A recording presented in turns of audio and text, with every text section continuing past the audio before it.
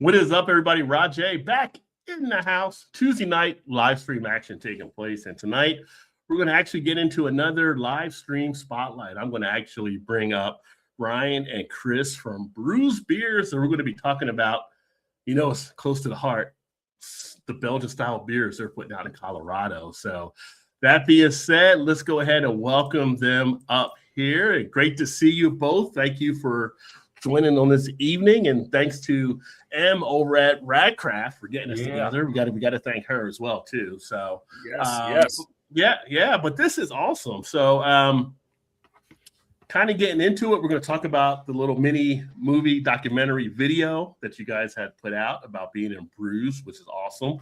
For those of you also watching here, you can find that link on the community tab over on YouTube where I shared that earlier to go into their video. But we're going to talk about it and maybe get a little bit of that tapped in here so you can kind of see some sneak peeks with it. And then I just said it, Belgian. I mean, I'm all ears. I'm kind of like anything with Belgian, I'm always on board with. Chris just asked me about before. I said, well, Belgian's my top style. I kind of, once I got into craft beer, I got into drinking a lot of the, I told him my first beer that got me into it was Ithaca's Flower Power, which is an IPA. But then as I explored, I started getting into Duvels and things like that from out of Belgium. It was just like game on. So yeah, always love the style. But what is it about the style that has you now doing this out at Bruz Beer? Like, why did you bring it to the States? Like, what got you pumped up about the Belgian style of beers? Yeah, it's a good question, Ryan. Again, thanks for having me on, and Chris as well, and M at Radcraft, no doubt.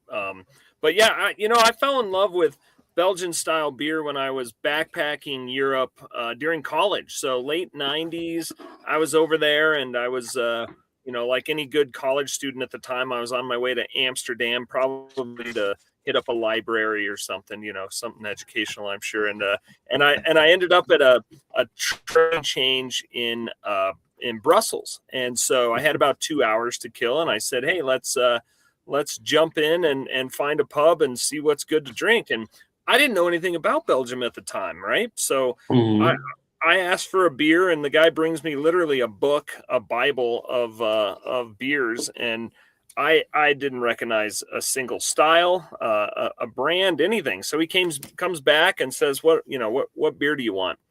I said, what do you drink? He goes, triple. And I didn't know what a triple was. I said, oh, triple. Yeah, of course. Of course. and then he follows it up with triple Carmelite. And I don't know if he cussed at me or what. I just said triple Carmelite. That's what I'll take. I'll take one of those. And I'll never forget it, man. He brings this beer to the table. It's got this incredible glass, a triple Carmelite glass, and it's got this huge head of foam on there. And I just couldn't believe what it was. The presentation alone just blew me away. And so I have that first sip, and I can still taste that first sip of triple. And it changed me. I didn't know at the time, but I started going back to Brussels and then Bruges, and I started bringing some of my friends who were over there backpacking college with me. And I mean, it's funny to think that, I started guiding friends to Belgium almost immediately because I was so enthralled by this beer and this culture and this whole world where they drop a book of beers, 300 beers on your table, and that's legal. I couldn't believe it. Yeah. Did you end up developing a favorite brewery over there in Belgium at all? Is it like one you always look to get back to and kind of get ideas from to bring back over here in the States, or you just try to get around to different ones? I mean, Chris can talk to that too. We go to so many great breweries now. We guide this trip every year over there, and we've got friends now. And yeah, there's so many favorites. Obviously Triple Carmelite holds a special place in my heart because it was the OG for me, but the Belgian triple style is still my favorite, triples and golden strongs. And so, it just depends on where we're at in the country and what we're looking to do. Some of these breweries, I love them for their tours and their adventure on that side. Some of them, I just like the people so much that I frequent them, and others I'm in love with a specific beer or two. And there's such a wide array of options for beers and beer tours over there. We could spend an entire Did he freeze or did I He freeze? froze. He froze. Okay, just want to make sure. You froze for a second, brother. Oh, okay. Yeah, you did an entire app Sorry. and then you froze there. So I think I knew where you were going there for sure. What about you, Chris? I mean, like some of the Belgian appetite you've kind of developed now. Yeah, doing the stuff with Bruz. Years ago, there was a place in Denver called the Cheeky Monk, and that was a Belgian beer house in Denver from years past. I remember going there one night. It was off of, I think they were on Colfax, Ryan, someplace like that. And I remember going and really not knowing what I was drinking, but knowing that it was really different and really unique. And then when I started working with the brewery and kind of tasting the stuff that Ryan and everybody at the brewery's doing as a photographer there, social media stuff. And then when I started to travel, that's when it all just kind of, you know, you can see the inspiration, you can see the people, the culture, the food. I've been so fortunate to be able to travel and to go to places like Orval, where the beers are so specific and the location is, you know, fairy tale stuff, you know. So for me, the appreciation for the way that the beers are brewed and the history and tradition, but then also the Belgians are all about not having a real formula all the time necessarily. And I think that's what's exciting about it is different things are subtle and flavor profiles kind of blow your mind. And just when you see an actual monk making beer, it kind of blows your mind a little bit. And I think when you had that experience, and I've been lucky enough to do that, you get a real appreciation for the craft of it, literally the craft. So nice. Yeah, super fortunate. Yeah, Belgium is definitely on the list of places I want to get to. Of course, my wife understands if we ever go, I might not come back because. Understood. Yeah. Yep.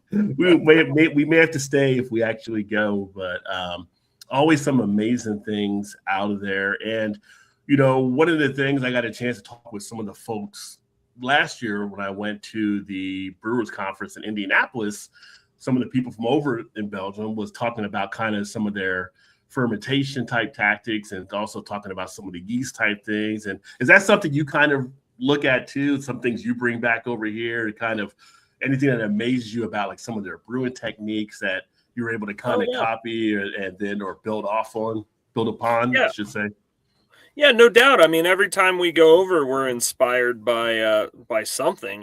You know, yeast is everything in Belgian beer, right? So, you know, as an example, where we brew with over 100 different yeast strains in a year.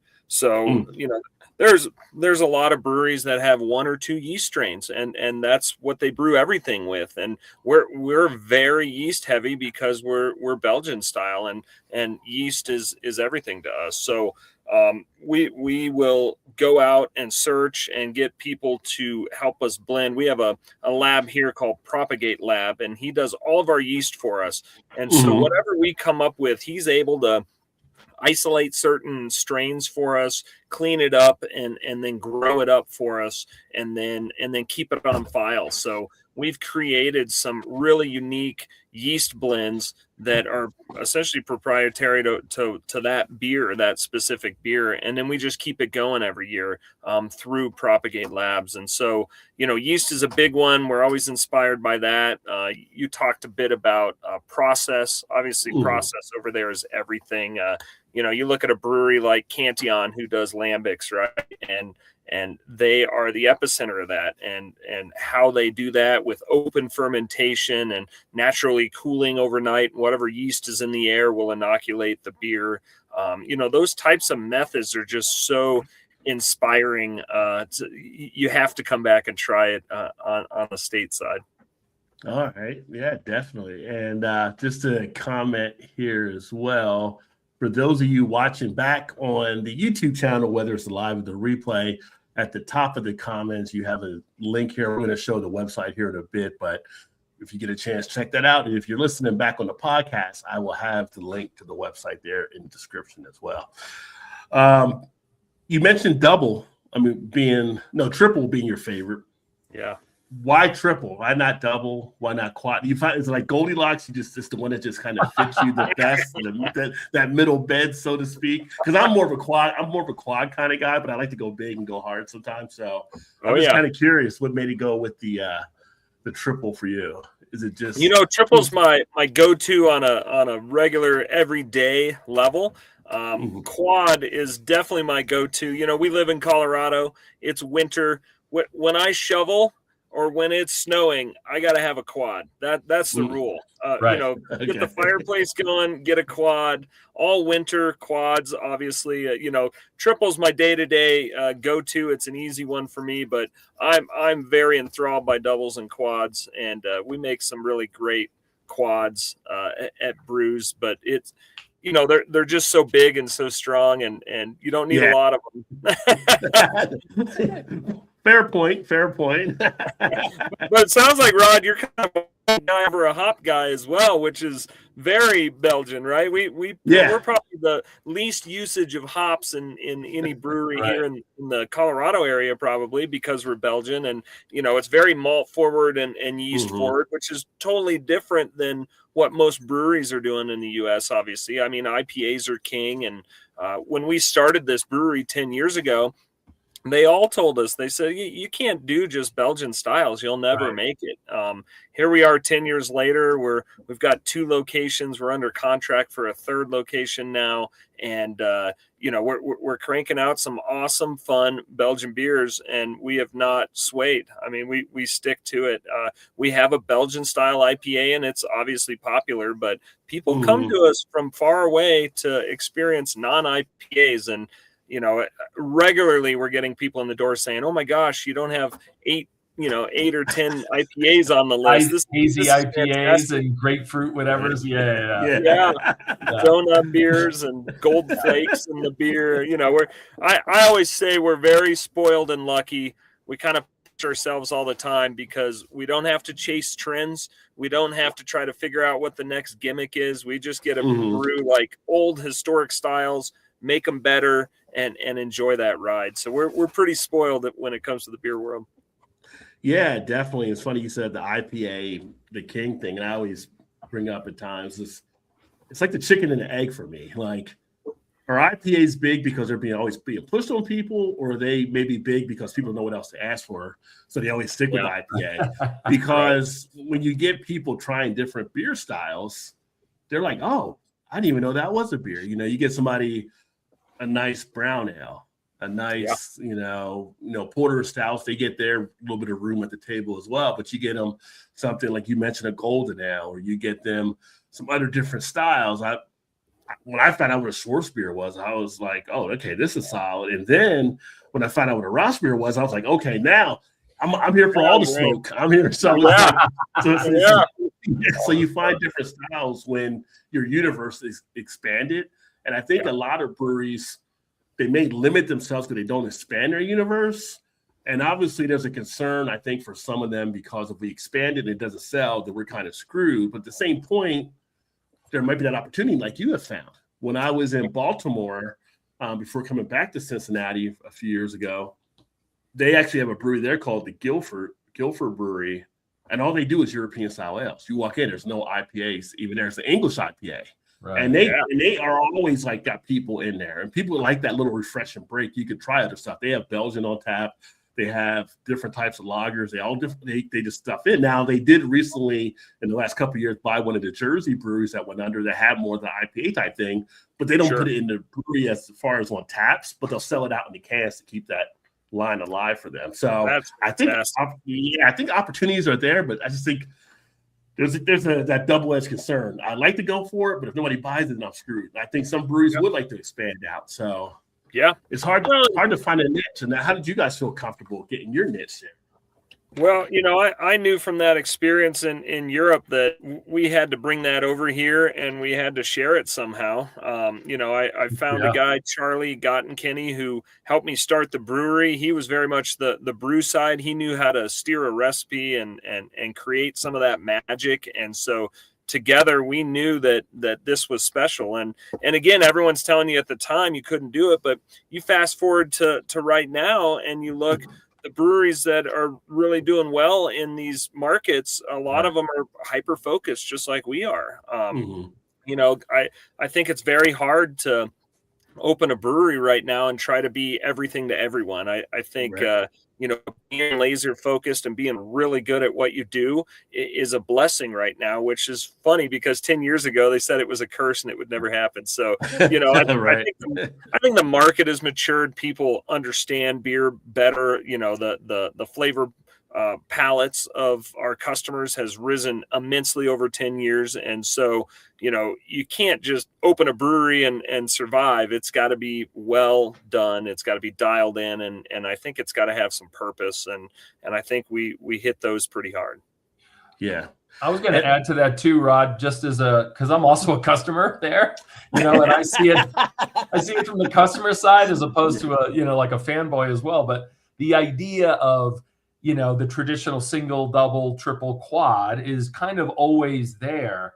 But what I love about the brewery and what I think makes, you know, they'll have a golden strong, but there's a variation for it in the summer and the spring, and they have a triple, but there's also a triple that's different in the fall or the spring, or they'll do their version of, you know, a pumpkin ale, but it's not like any pumpkin ale you ever had. And I think there is a real focus on creativity and keeping it fresh for the folks that come in all the time. And I know as their photographer, I have every couple of weeks I'm shooting new beers just to say, okay, new fresh release on Friday.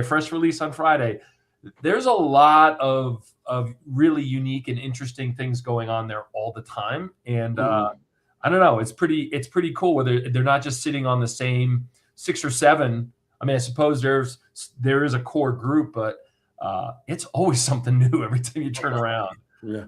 Now, Chris, have you developed like a favorite? Do you have a favorite style of the Belgians yet? I'm such a sucker for a triple too. I really am. There's no extra points for following Ryan. No, trust me. I do it to spite him, actually. No.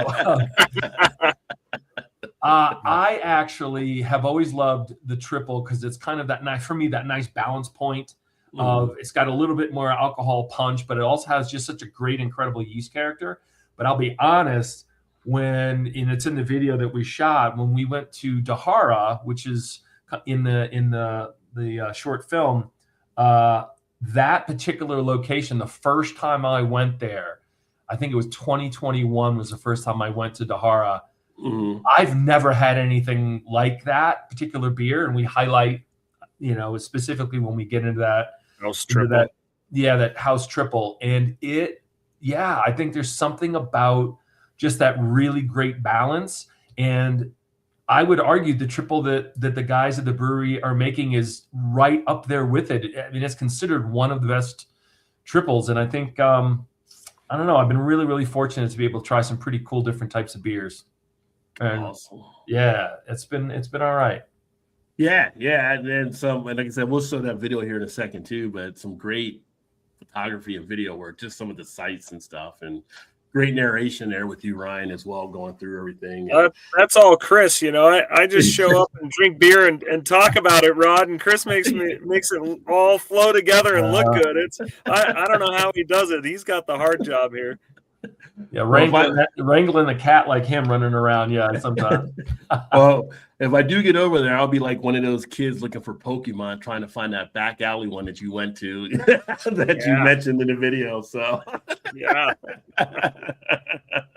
I think that's what's really exciting though about these kinds of trips, and especially Ryan really does have I mean, there was stuff that when we were filming this last trip, I've been lucky enough to go as a photographer and videographer on a couple of the full 10-day tours. So I've been to a lot of places in Belgium over the years.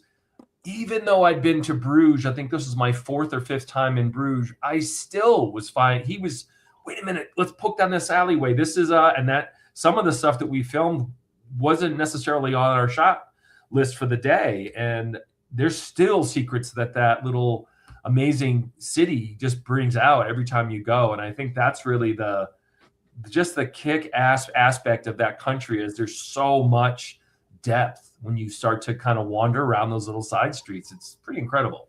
Yeah, well, the food looked incredible too that you were getting a chance to enjoy. Suffered through that, yeah. And would you, I guess, one question I would have for you too, because you may see this since you're kind of doing the Belgian style beers at the brewery there. What do you think, like, most Americans miss about Belgium? Like, is there like a pre-notion thought they may have, and then they get surprised? Like, you know, is it maybe like the drinkability? Is it the flavor? Is it something like they're like, oh, I didn't know it could be like, is there something that you kind of see? You know what? One of those, Rod, is sours, right? So a lot of people have in their mind what they think a sour is. But until you've had a proper, well done multi-year process sour and not a kettle sour, not a 2 or 3 day souring process, I think that's been one of the big surprises for a lot of people. They'll come in and say, well, I don't like sours. And I'll go, great, let's sit down and taste some sours. And they'll look at me like I'm crazy, right? And I'm like, I think we do this. And by the time we're done tasting some of our proper sours that are in foeders and they take several years to make, they're like, they're blown away. They look at you and they go, you're right.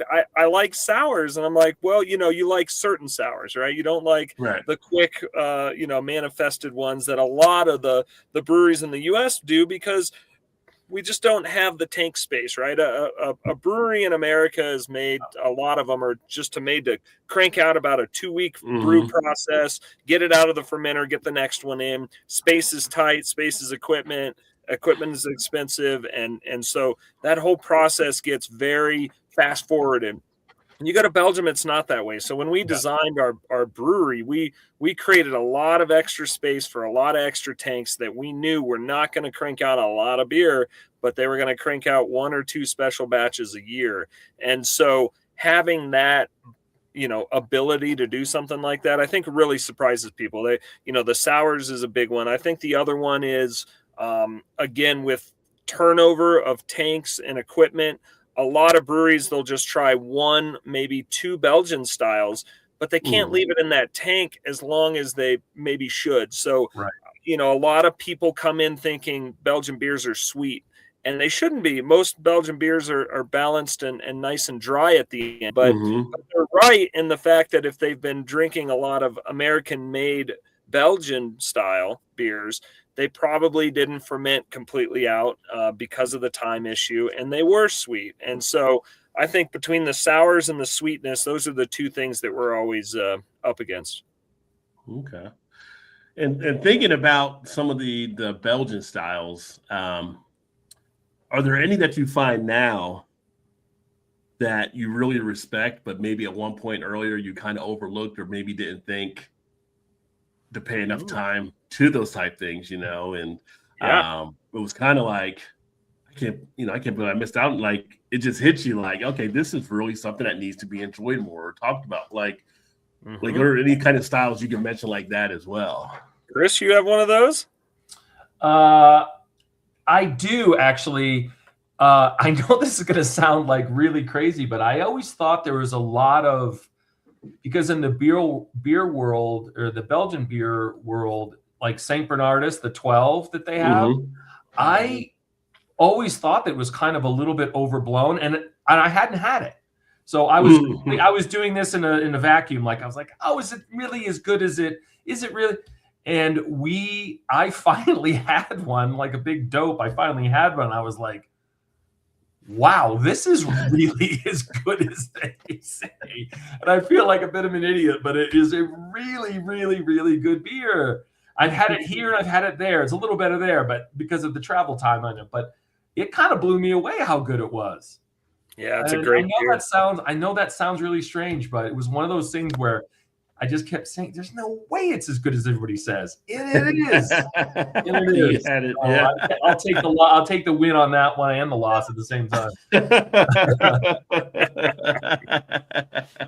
What about you, Ryan? Did you have one as well, or? I'm like you, Rod. I kind of go big. I go triple and quad a lot, and so I didn't pay a whole lot of attention early on to to the table beer and the Belgian single, and those have come, I think, a long way for me, because I never really played in that arena personally. It had to be a double, triple, quad. It had to be big. It had to be, up there. And I have a newfound appreciation certainly for the table beer. We make a beer called Brussels table beer, but I really like these table beers that we've been cranking out, and the grisettes that we've done over the last few years. Those are really good. And again, they just really weren't on my radar. I was more of a purist on those big Belgians, and there's a whole world down on that bottom side that makes sense. And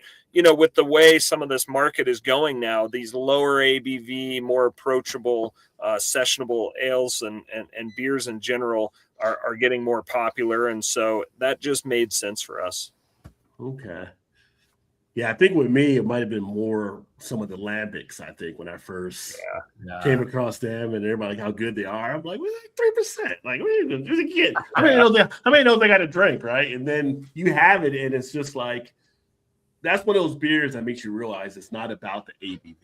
It's about enjoying the ride and just chilling and relaxing with it. Because when you have that lambic, it is just such a smooth taste to it. You just sit back and enjoy, and especially if you're having like one of the raspberry type lambics there, or Lindemans there on a summer type day, put your feet up. Yeah, you're enjoying life at that point. So it's like, okay. I'm with you. Those fruited sours and those lambics they're a journey, right? It's an experience. I would describe a lambic as an experience, and most people probably haven't had it. And I would urge you to go out and find a proper lambic and take your time and pour it with a table full of friends and share it and talk about it.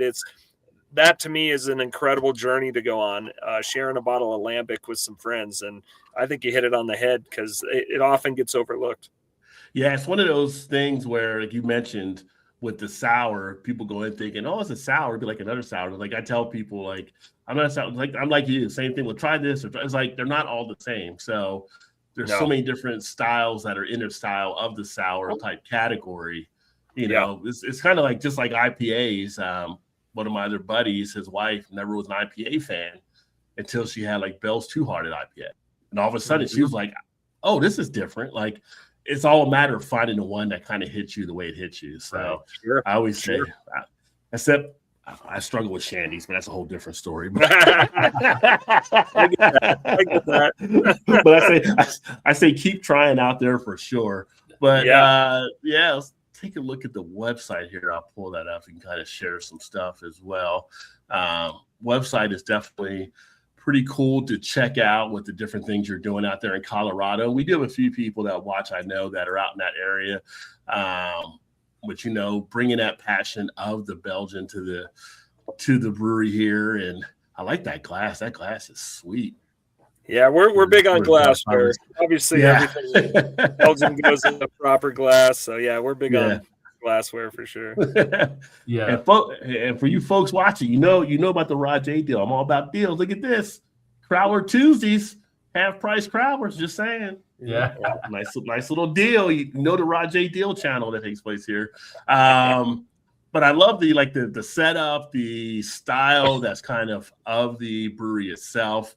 Seems to be like a nice, welcoming, chill type vibe, and come in and enjoy. And nowadays, more than ever, when you set up your brewery, it's got to have something to. We talk about this on the channel. It's got to, like you said earlier, you can't be just, I make good beer. I think I make good beer, right? You got to have a destination type factor. And this is something I think you're actually bringing to the area where you kind of have this there to be like, oh, let's go spend half the Saturday down at Bruz, or let's go down there after work for a happy hour type thing, or whatever it may be. You're kind of setting that table, and you got a lot of good stuff. It looks like that's happening out there, which is kudos to you as well. Got the different things here with the trivia, beer and dumpling pairing. Well, that's interesting. So the one right next to it, that Flanders ale, that's an example of some of the educational stuff that we do, Rod. And so, I discovered Belgian beer in Belgium. I get that a lot of people don't have the time or the money to go over there and drink beer with me for almost 2 weeks. So this was our way to bring it to you. So you can come to one of these classes. This one's going to be just on Flanders ales, so red brown ales. And we'll take you through a whole process of how those beers are made. We'll try 5 or 6 different styles of that beer, and you'll walk away from that having an appreciation, kind of an in-depth knowledge of a particular style. We also do every month or two, we do a class called World of Belgian Beers, where you come in and we'll taste a dozen up to 15 different beer styles, and we'll teach you all about them, the flavor profiles, the history, where they're located within the country, that type of stuff. And so those are just some fun classes that are kind of born out of the excitement that we had over there, and we're trying to bring it to you here in the United States. It's kind of the baby step towards maybe going on one of our trips one day, but you can't. That's okay. We can still educate you and share some incredible beers with you. Yeah, we'll talk about that in a second too. I'm sorry, you gonna say something, Chris? I was just going to say too, and maybe you will get to it. One of the things that actually helps folks that don't really know the Belgian beer landscape is these kind of smaller steps into it, whether it's paired with dumplings or a Girl Scout cookie pairing, where you have a Girl Scout cookie and a beer that's paired with it. Just it gets people's palates, and I think that also underlines, at least from my experience, you mentioned it briefly, Rod, just Belgian food and beer goes so incredibly well together. And I think the flavor of all that really plays through, not just in, how the beer is brewed, but also, whether it's a food truck that has a specific type of a pairing, or whether it's an internal, pairing that goes on, whether it's a cheese pairing or what have you.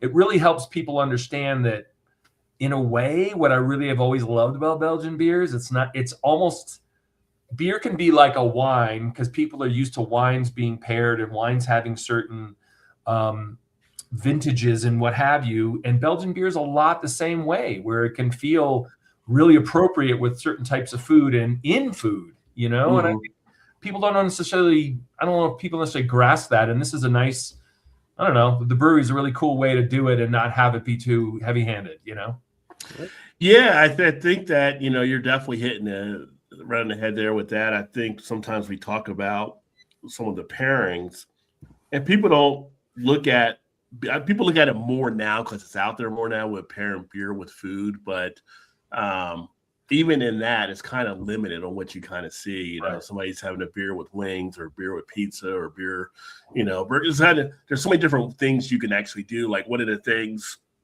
having like some of the dessert type stouts is taking that and pairing it with like a decadent type chocolate dessert, right? Yeah. So, and some of the Belgian type stuff, like I think it is like a Belgian Golden Ale. When I'm doing like reviews, sometimes it's like, this has that feel where you can put this with a type of salad, maybe ahi tuna, something where it's not going to overwhelm and it's going to play off of each other.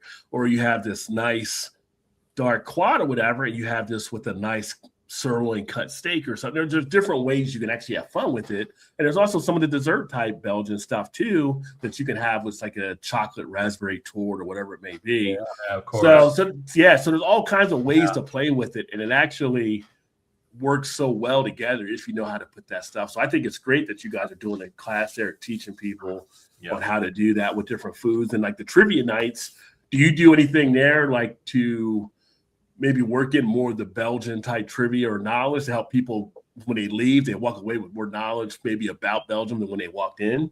No, we don't at all. That's not a bad idea, though. That's our night where we just let it rip. We just go straight trivia. Yeah. Well, hey, if it works, it works. But I just think it'd be a great opportunity to kind of do that, and they can kind of leave with a little bit of Belgian culture to take home, right? So yeah, I like that. That's where the opportunities. Taking notes. So, Chris, you need a marketing partner you there you go. reach out to, right? I like it. Yeah. I love it. But to have fun with it and take a look here with some of the drink as well.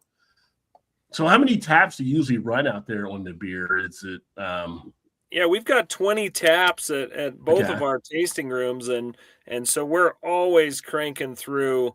You can see some of this. That beat down saison on the bottom right there. That talk about a food pairing beer. That's an incredible beer. Incredible. We used to grow all the beets in the garden behind the brewery, and then when they were ready, we'd harvest them and then create the beet saison. But that's a example of one of those kind of seasonal beers. That grape saison. We went over to the Western Slope, the Talbot family, and they operate a whole farm over there, and they've got grapes and peaches and all sorts of great stuff. So we drive over there once or twice a year and hand pick, the fruits and the grapes and everything, and bring them over and put them right into the fermenter. I mean, it's not frozen, it's not processed. It's if something says fruit on our menu, it's because there's real fruit in it. We don't use any fake flavors or colors or any of that stuff. So, but that's the fun part. That's the rewarding part, is brewing with the season and brewing with what's available locally. We always say we're Belgian inspired, but we're Colorado made. So we use a lot of Colorado ingredients. We're well over 90% Colorado ingredients. There's some specialty grains, and there's a couple of specialty hops that we can't buy, but majority of our hops, almost all of our grain, and most of our fruit is coming from within the state of Colorado, which for us is important. Our grain is coming 45 minutes north of the brewery. I mean, we're so spoiled there with root shoot malting and what that's a family business, a family farm that also malts their own grains there on site, and then they drive it down themselves in a truck to our brewery. And why, it just doesn't make sense to try to buy grain half a world away if we can get it less than an hour away. Yeah, that's the great thing with a lot of the craft beer type world, is keeping it in the community and stuff too. So that's awesome to have all those around you to be able to pull from. And I got to say, I love seeing 3 saisons on tap. It's hard to find one at some spots, if any. So to have 3 out there with different flavor profiles is awesome. And the Brett table beer, like, how often do you find yourself having to explain Brett to anyone, or like your people there? Because like, I'll get questions about it too. Like, if people ask me what it is, and I can explain it to them. But is that something that kind of, that pops up? Like, yeah, it does. Our crew is really educated, and it's fun. Like when we get those questions, we kind of lean into it and enjoy that conversation. And we'll pour them several samples and show them.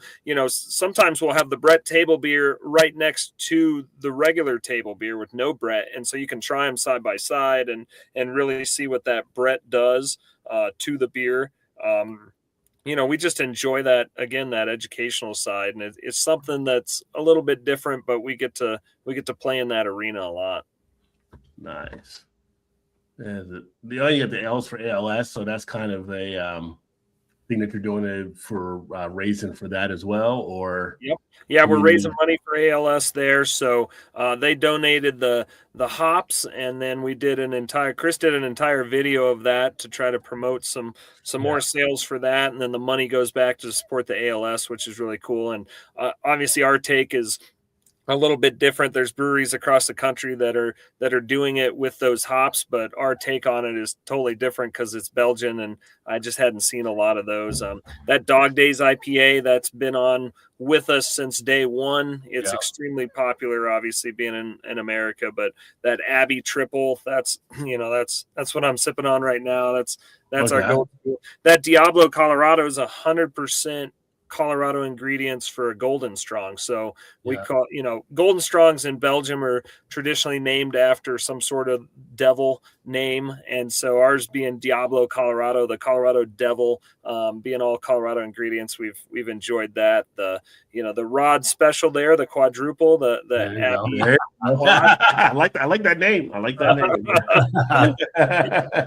like the one right below it, Rod. That bruiser. That's a good one. Yeah, super malty, kind of like a Scotch ale direction, but with a Belgian yeast strain, and it's just malty and awesome in the winter.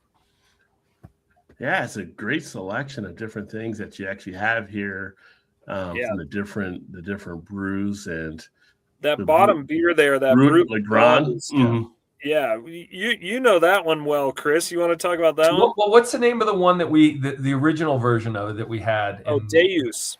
Deus, yeah. Holy moly, that Brut Le Grand, I had never heard of anything like this before, where it's neither has my wife, because boy, she enjoyed that too. It is the smoothest. I don't even really it's so light, and the alcohol is so high, but it doesn't taste that way. It's like a 12%, and even sometimes a teeny bit higher, but it's this golden, smooth, beautiful. And it's just, everyone looks forward to it. It's in the fall and in towards Christmas when we release it, and people come running, and it comes in this beautiful corked bottle, and it's just absolutely a killer. And it's one of the most flavorful ones we make. It's one of my favorites for sure. Yeah, it's a treat. It comes out just once a year. It takes us 9 months to make it. Yeah. I think there's just a handful of breweries in the world that'll really attempt that style, because it's such a laborious process. You're continually adding yeast and sugar through a 9-month process, and it's Deus and Malheur would be the two in Belgium that were our inspiration for that style of beer. And it is a brut beer. It's a champagne style beer. And it's just special. So, it's on through usually through the end of February, middle of February, we run out of it, and then it'll come out again in November. So we brew that beer this month to release it in November. And that's another one of those beers that literally there's one tank in the brewery committed to producing that beer, the Brut Le Grand. It's crazy. So, Okay. It's fun though. It's a special beer. It's so good. And it's so, people look forward to it like literally opening a present at Christmas. It's that, excited. And you also have like the food op. So you have a menu for the tap room, and I know you have a food truck. Yep. And then you do a kitchen just for like dinner, I guess, like 4 to 8 it says here, or. So we've got the tap room menus like pizzas and local easier food for us to produce, but then we do a food truck every day. So that's our way of kind of mixing it up. We get some of the best food trucks in town. And so we do a food truck every day at the Midtown location, and it's just become this, people kind of plan their week around our food trucks, really. So they know they're cooking at home on Monday, but they know the burger truck is there on Tuesday, so they're coming to Bruz on Tuesday. We do this Fishwife tinned fish. That's what is this fit?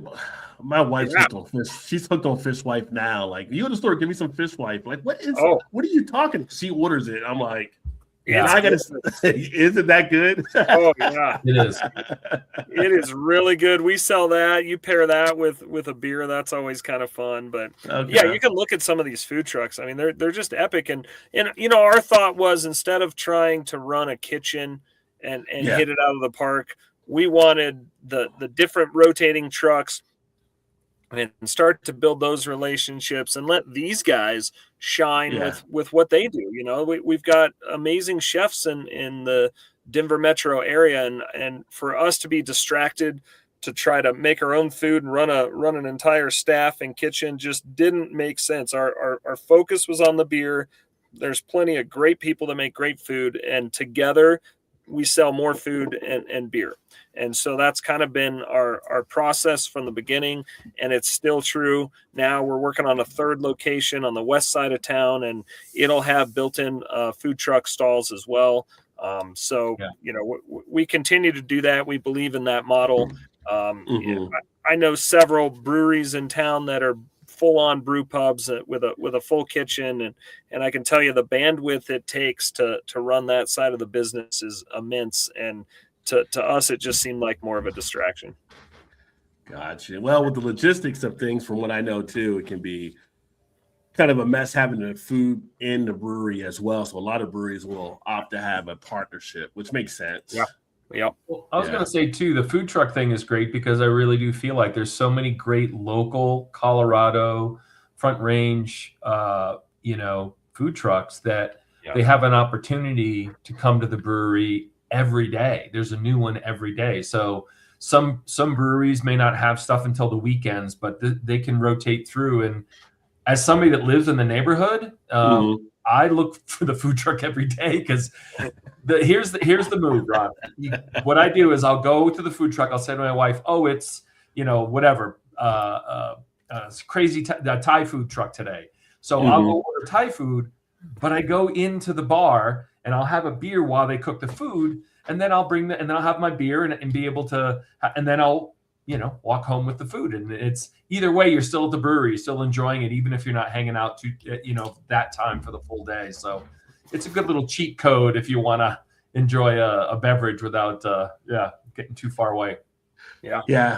Well, I was going to say, the funny thing, because I have to ask a question, you got the Belgian beers, but there was no Belgian truck. Does anybody do like a Belgian recipe or anything for any time? Do you mix it up with a Belgian we get them sometimes. We've had a Belgian frites trucks in the past. Okay. We've had some Belgian waffle trucks in the past. Yeah, the waffles, yeah, they're not as prevalent as I think they should be. I mean, I spent a lot of time in Belgium, and I know how incredible the food is. And I think someone could hit a Belgian food truck out of the park for sure. And if someone wants to run that side of it, we'll certainly give our input. I fully support you. Yeah.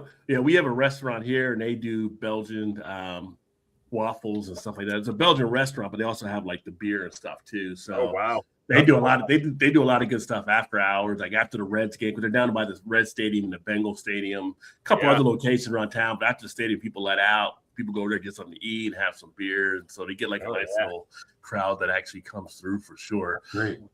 But speaking of Belgium, let's take a look at the Lost in Bruges. I'll pull that up here. You think I should do it with the volume on or the volume off? Would be, you want to talk over it, kind of, or you want to? Yeah, you want to talk over it, Chris? We can talk through it. Sure. I mean, I can have the volume down, that way it doesn't get like too crazy if you want. Yeah, there you go. Okay.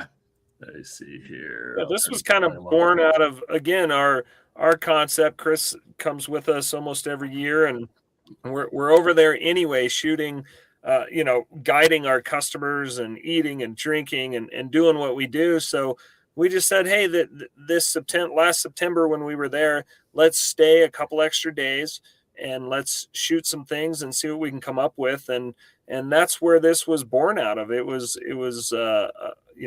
what we do anyway, but able to share it with the world.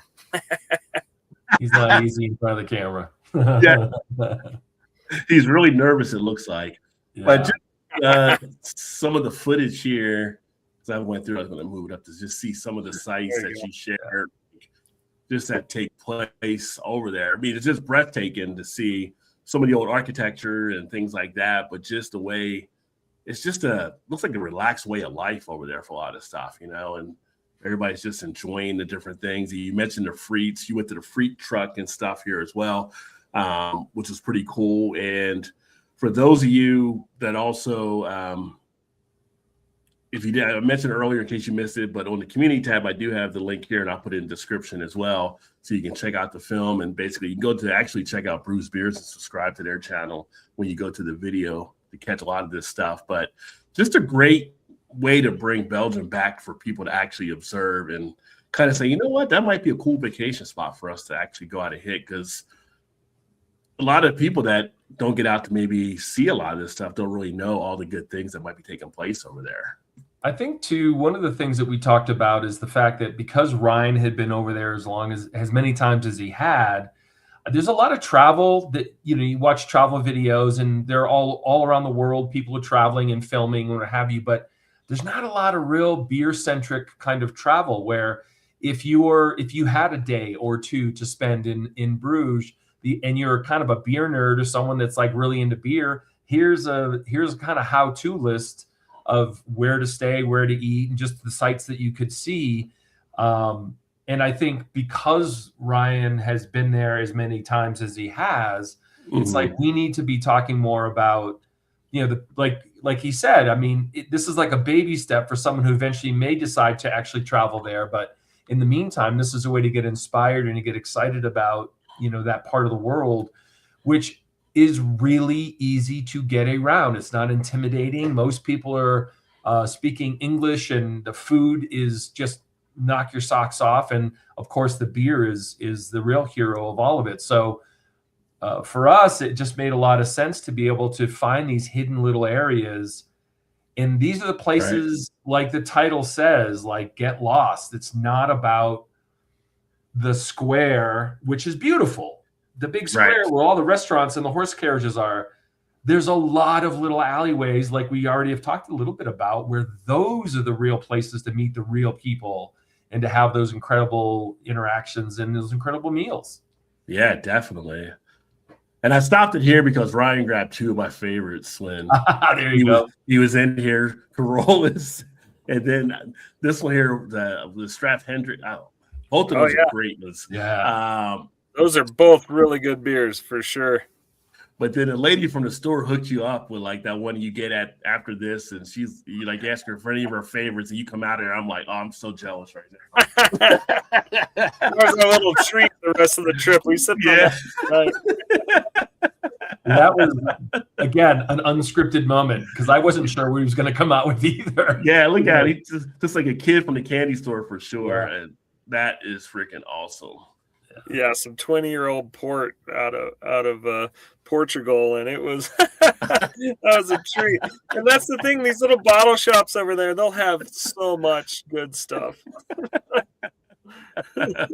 Yeah, and then like the video and stuff part of here where you're sharing the food and all the things you're tasting there as well. Scroll up here a little bit. Yeah, there you go. Like just and it's just like you can watch the video and just see how fresh it is just from the video compared to some of the things like we see. It's just a whole different vibe and looks just so fantastic. So yeah, they do so well on the food side, and this restaurant in particular, it's one that will pair beer with your food, and so it's almost a tapas style. This is Rose Red in Bruges, and so get a reservation because it fills up. It's not a big place, but man, is it quality, and every single item on the menu. These guys are professionals. I mean, they will tell you what beer to pair with that if you don't know. So literally, it's a perfect place to just go and let those guys take you on a journey, and you're not gonna go wrong. I mean, we originally popped in there, I think, for a snack, and we wound up spending 2 or 3 hours there. The camera work got a little shaky as the night went on, but I'll tell you, for me, but Ryan's so right. This particular place, they were so attentive without being obnoxious, just really attentive about like the beer and what, I mean, obviously Ryan knows what he's talking about, but they also had, would you pair this with? Yeah, let's give that a try. I mean, they were very helpful with just giving it a shot, and boy, they just crushed it every single time. It was so much fun. Yeah. Well, I think you two did well telling the story because occasionally on the weekends I'll watch like the Food Network and some of the different food channels, with Guy Fieri doing Diner Driving and Dives and some of the other things. And I'm like, I found this just as if not more entertaining, just watching you guys kind of go through and share. It was more in my mind authentic. Like it wasn't being like built up to be something like a TV show. It was just really authentic coming through and really experiencing the food and the drink and the whole experience. It's kind of like this could have been, an episode on something on TV and it would have been just as good to watch, if better. So that's great. I really thought you guys did a great job on it. Then you guys went to the which I never really knew about the frites as much. I mean, I've had frites before, but I didn't know about the double frying of the frites.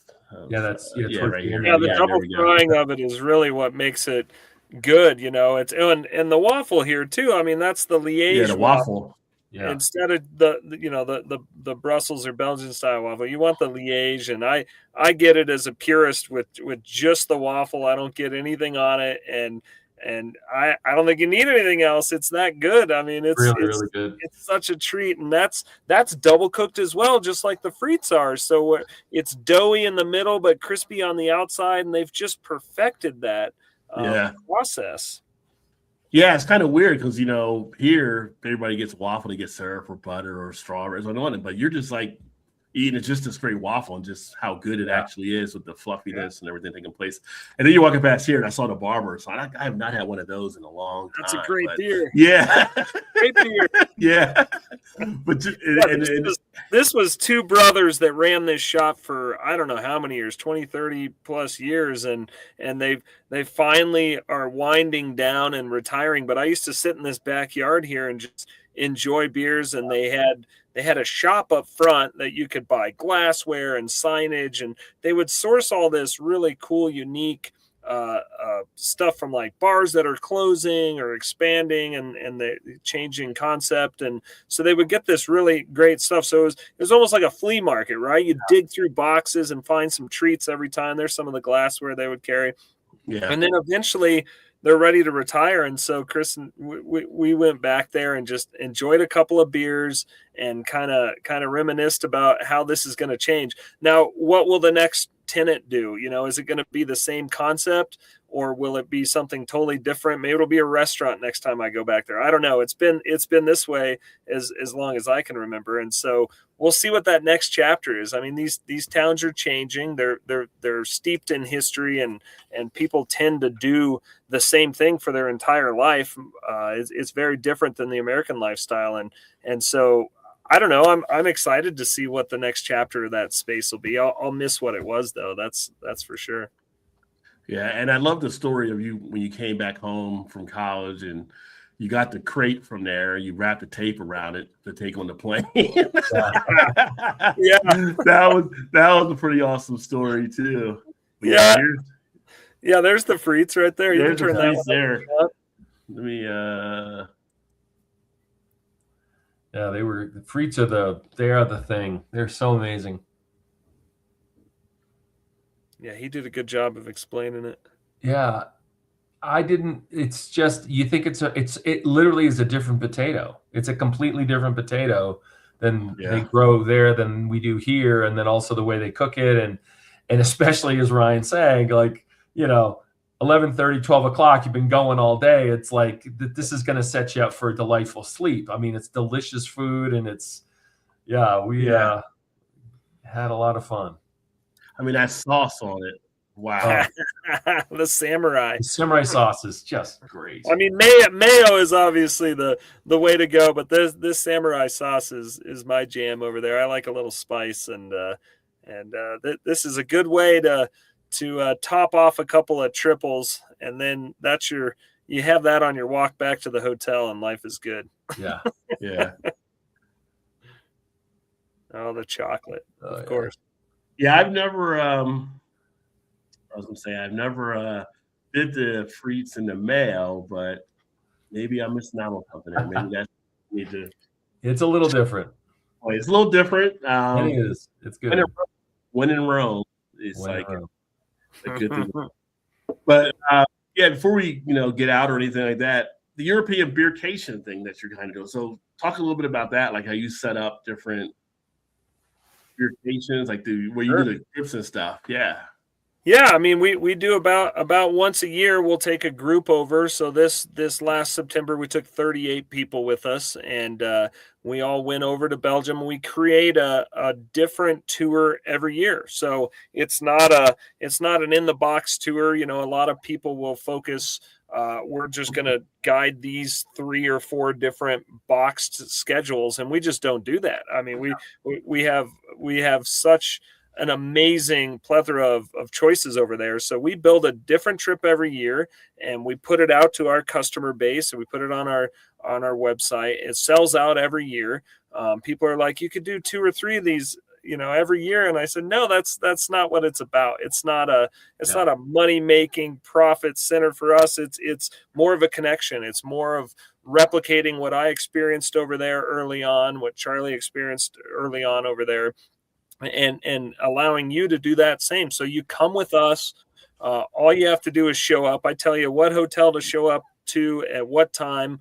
And then from there, we just take you on a journey. And so this last September, we focused heavily on the Ardennes region, which is the region to the east, an area that a lot of tourists don't get to because it's a little harder. You can get to Brussels, Bruges, Ghent, Antwerp. Those are pretty easy by train, and you can kind of self-navigate a bit through those. And we touched on a little bit of those. But then once we head east, I mean, we book a luxury coach, and we have a professional driver, and we go at it. I mean, they put extra fridges on the. I was going to say fridge on board for us because Okay. we got a lot of beer, and we teach everyone they have to go shopping the first couple of days on the trip and pick what I call their coach chalice, the glass they're going to drink out of it in the coach. Okay. And, yeah, so we'll pop bottles along the way, and we stop at all these really great places. But, we were able to focus on the Ardennes, focus on the small breweries. We were able to hit some World War II sites. I always like to sprinkle in a World War I, World War II site. A lot of people don't realize, but Belgium was the front lines for World War I, and they were the front lines for World War II. The Battle of the Bulge is a term a lot of have heard. That is the Ardennes in Belgium. That is Bastogne. Wow. That is where it all took place. So, I feel like we have to fit that in and let people know, yeah, we're spoiled as can be over here eating and drinking, but we also have a lot to be thankful for. And there was a lot of sacrifice to enable us to do what we do today. So we always sprinkle those sites in, and I think they're always welcome. People really appreciate them. But yeah, so we did the Ardennes this time, but really it's just what we enjoy. We build a new trip, and Chris has been on quite a few of our trips, and he can kind of tell you his experiences from a more of a customer side and more of a video side. But from my side, it's really just a passion, my way of sharing the energy that I get from Belgium and showing others what, how to get that themselves.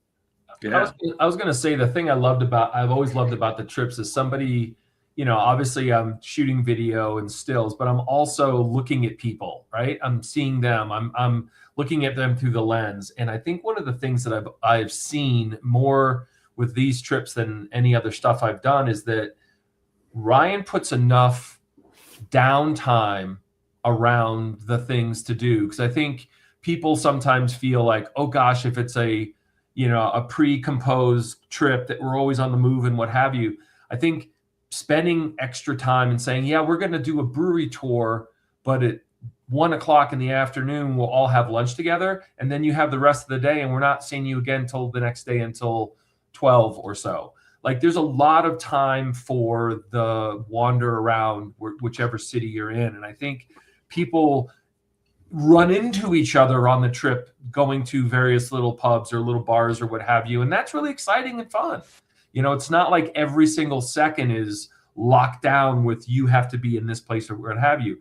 There's a ton of things to do, or there's also stuff if you want to pull back a little bit, you can too. It's just, for me, I just see people really, I call it a shoulder dropper. They're just like, oh, like they just relax. It's just like, okay. It doesn't feel as heavy and like go. It's just, you can kind of go at your own pace a lot of times. And I think the trips are planned around things like that, which is really, really unique and different.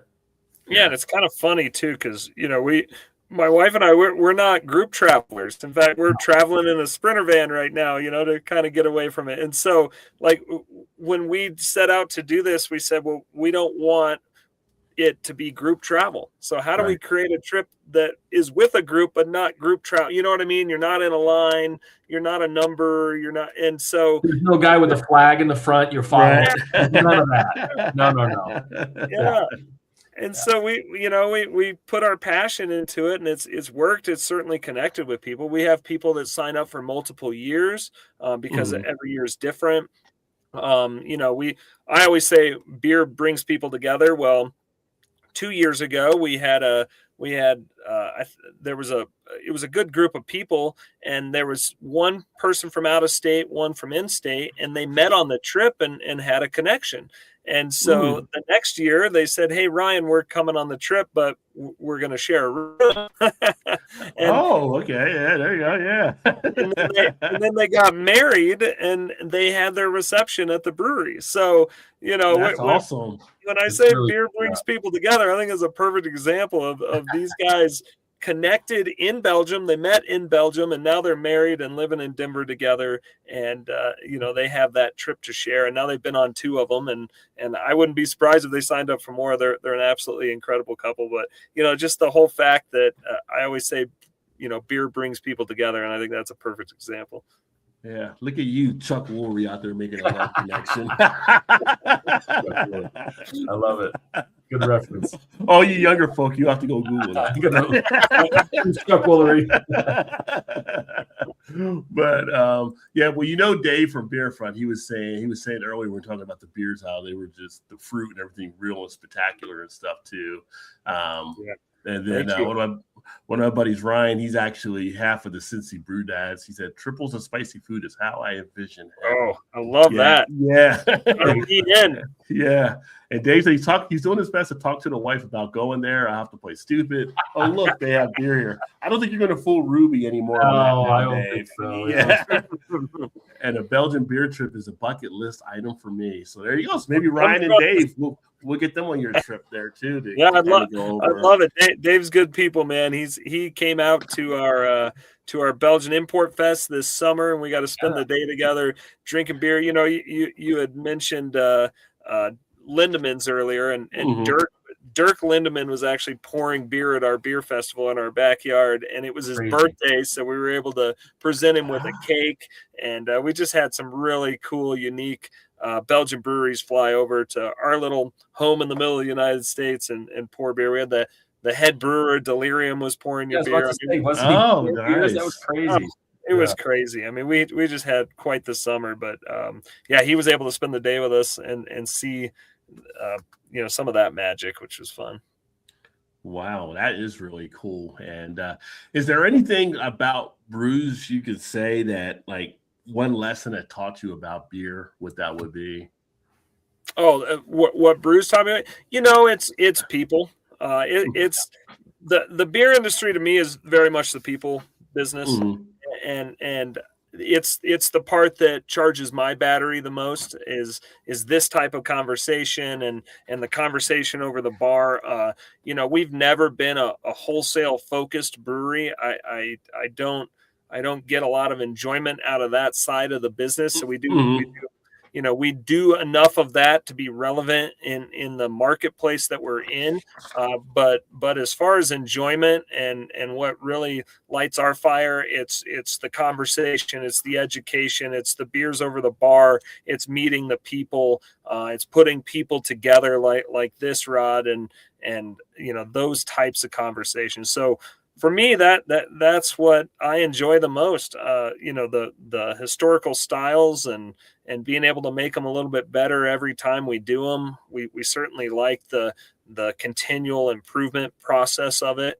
But even our team. I mean, we have such a great crew of people that they don't leave. They stick around. They're part of something special, and we're all running forward together, and we carry each other. And Chris is a big part of that. And we've got so much support out there in the community, and we're just spoiled. And I don't know how I ended up being able to do this for a living, but here I am. So I'll take it.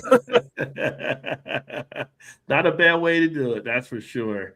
Yeah. And for Chris, I'll ask you here before we wrap up. What surprised you most about Bruges when filming that you didn't expect going in? A couple things. I think some of the things it's a little nerdy, but the light is different there.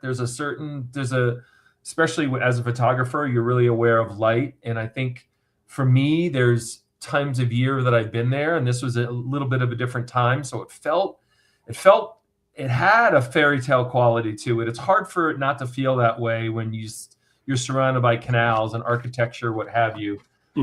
For me, the light was pretty incredible. And then also, I mean, there's so many little alleyways. There's so many little doors. There's so many little places that Ryan was even surprised a couple of times, which surprised me, where he's like, wait a minute, I don't think I've ever been down on this little, and let's just keep going. And it just constantly continues to surprise me, the beauty of it, the architecture, the culture, and honestly, I know this is super corny, the people are just so kind. It's a touristy place, but when you're off that main drag, you feel like you're in another world. And it really, the folks there, take the time to hang out.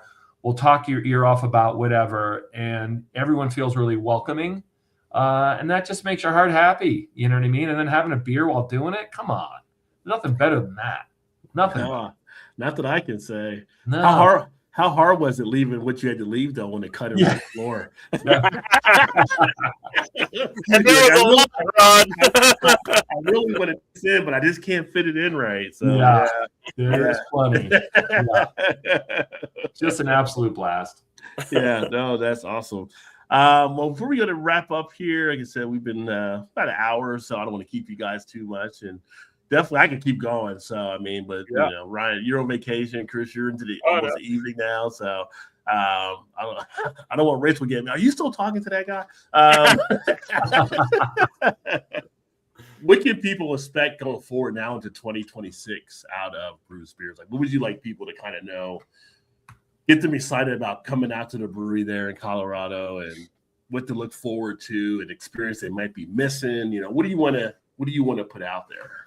Sure. We're expanding, like I mentioned earlier, so we'll have a third location coming up. We're really excited about that. It's on the west side of town, which is right up against the mountains. So there's some tie-in there. So we're looking forward to announcing that officially here in the next 6 months. But we're already processing, working on that. So that's exciting for us. We brought on a new brewer, Brandon Sheen. He was at a really good brewery here in town that their lease ran out, and they decided to kind of move on.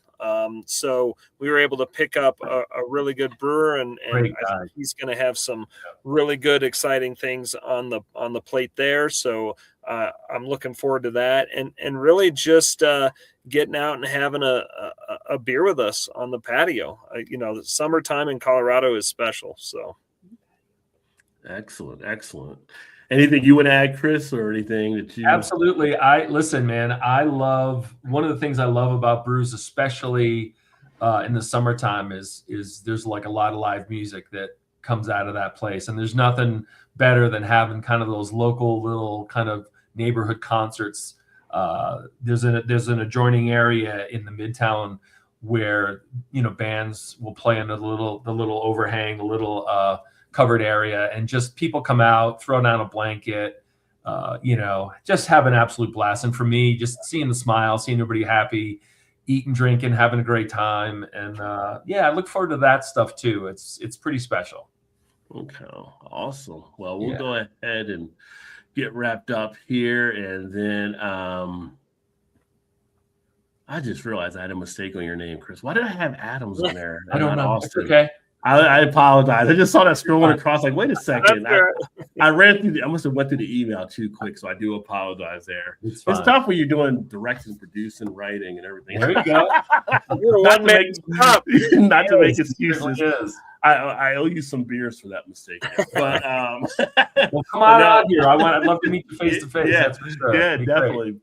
But no, it's been great, and if you guys get a chance to get out there to the area, you're going to have soon 3 different locations for Bruz Beers. Are you guys going to be at the Great American Beer Fest? Have you decided or anything on that yet? Or? No, we haven't decided yet. This year's format is completely different. And so, I like the fact that they're shaking it up and trying new things. I think that's the direction it needs to go. So the jury's out right now, but I think the Brewers Association, they've always been such a great advocate of breweries like ours in this country. So we support that effort, certainly. Okay, excellent. But yeah, you get out to that Denver area, Colorado area, look them up. Look, are you guys? Oh, we never even talk about distribution. Are you basically you have to go to the brewery to get the beers, or are you going to be? Are you No, in some of the stores we're around town? statewide. You know, you can Okay. get our beers within Colorado, but we have not distributed out of state. It's, you know, it's not really a mission of ours. It you know, it's a distraction that I don't think we want at this point. So you know, we'll stick with our tasting room model. We'll get this third location open and kind of look from there. But you got to come out to the great state of Colorado to have a good beer with us. I haven't been. I got to get to Colorado. It's one of the states I haven't been to, and now Love to have you. Belgian, yeah, pretty much on the list. So definitely got to head out there at some point. But thanks for you guys for coming on. If you want to hang out for a bit, we'll wrap up, talk a little bit after. And then we get it shut down from there. But appreciate you both being on for this evening. Thank you very much. Yeah, thank you. And for those of you watching, I'll be back Saturday night. Yeah, Saturday night, me and Dave will be back with the Midwest Beer Show. So make sure to tune in for that, 8 o'clock Eastern. And hopefully you guys all have a great rest of the week and look forward to talking to you all soon. Cheers, everybody. Cheers. Cheers.